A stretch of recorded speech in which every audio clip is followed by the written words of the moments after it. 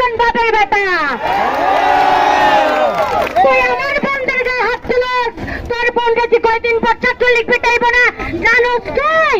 সেই নিরাপত্তা তুই দিতে পারবি? আরে আমার হাসিনা আপা, আপা আসসালামু আলাইকুম। আপনারা কিছু বলে নাই আপা, আমরা রাজাকার না, কিন্তু আমরা রাজাকার হলে আপনি তো ক্ষমতা ধরে রাখতে পারবেন না।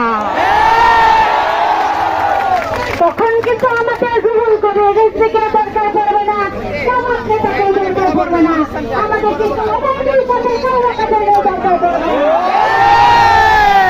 আমরা কিন্তু নিজেদের গতি নিজেরা ঠিক করতে পারি।